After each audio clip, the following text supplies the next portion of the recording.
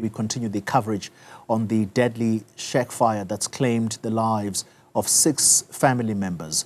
A civic movement, Soil of Africa, has visited the grieving family, promising to provide assistance. The organization's national chairperson, Bongani Ramontja, joins us now for an update of exactly what it is that they are going to be doing for this grief-stricken family. Mr. Ramontja, good evening to you. Thank you very much for your time. Let's start with what you saw when you went on the ground today. What is it that you can tell viewers about what occurred apparently in the early hours of Monday? Okay, firstly, thank you very much for your invite. A warm greetings to listeners of Newzroom. It was of Guatema, Marikana informal settlement.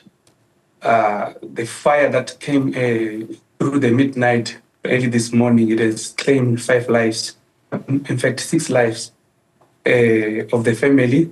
It was an old man around 47 and the wife was 42 years of age, and the rest were kids and the granddaughter. Only one person survived, which is a young boy of the age of 7 years. It was terrible. It was an agony for the family. They cannot process what happened to them. The community as well. They've never experienced such thing. And this is the problem of water. During the weekends, they don't get water at all.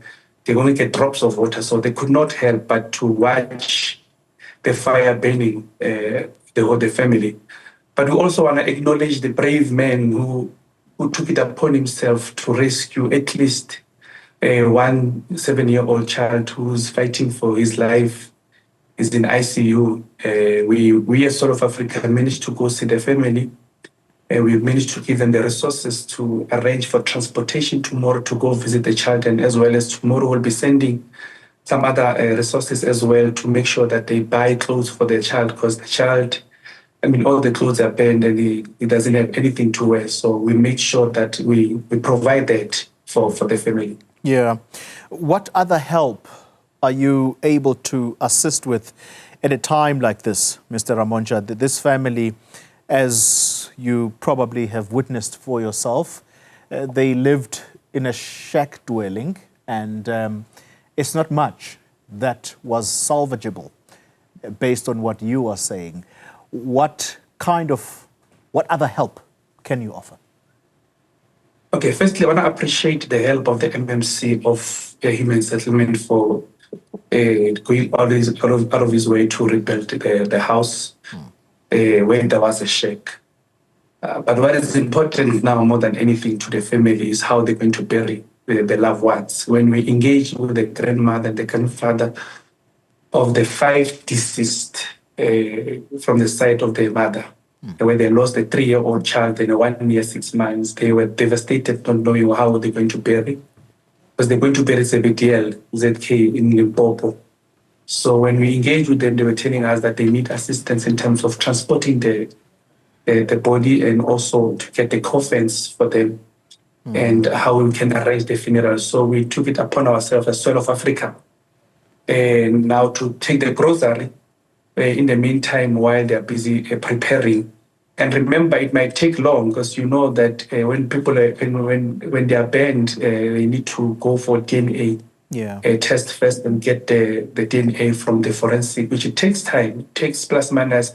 The last child that we buried 2 weeks ago, it took 6 months. So we had to go fight with the forensic to release the DNA, which we are prepared to fight as again to make sure that the DNA they come out as soon as possible so that we can be able to assist them in burying the family, which we will be doing that. We will take the body to CBDL, we'll transport the body with the funeral parlor, RARE, that's the one that we normally use when we have such crisis, and they are very willing to assist in terms of such incidents. So yes, Soil of Africa will be assisting to bury their family. Yeah. 5 of them, they come from one family, and one man, which is I just say husband, but basically is a boyfriend of the lady, the deceased, the lady deceased. So we will be able to assist the 5 family, which they're going to Zebedian. And the one at least here at home is not going to be much, but the one that is going to be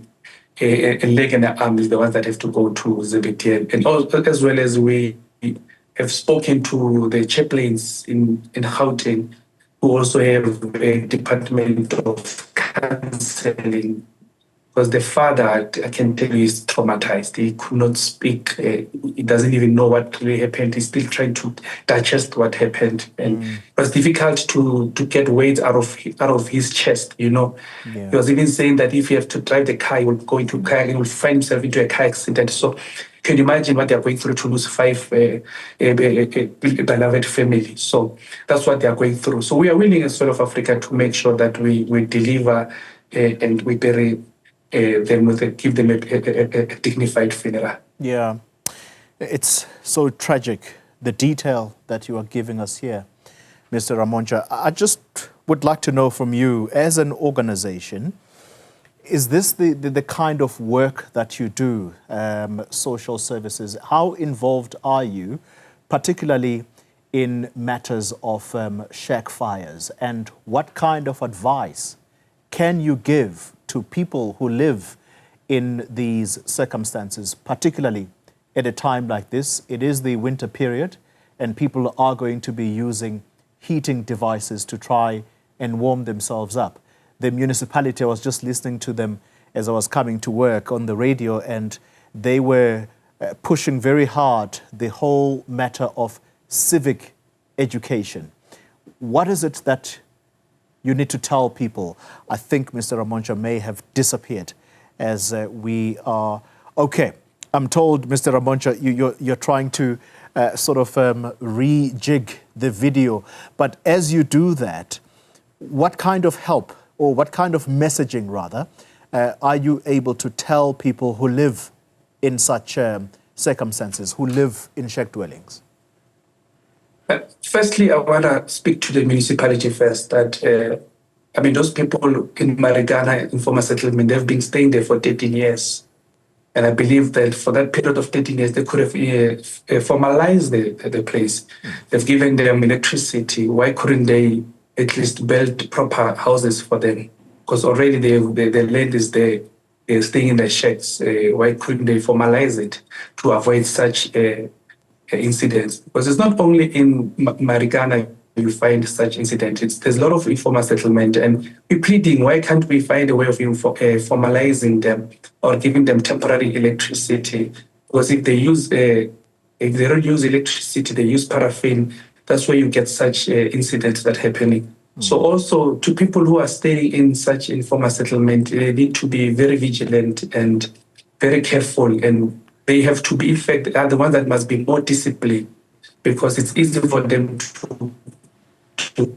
to find themselves in a blaze of fire because of negligent or because of lighting a paraffin stove and leave it there. So it can cause a harm. And the moment it goes up, the fire, there's no. All right.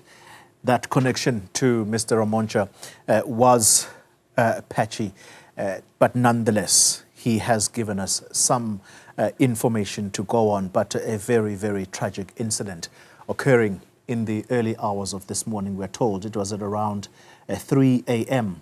when the housing structure caught alight.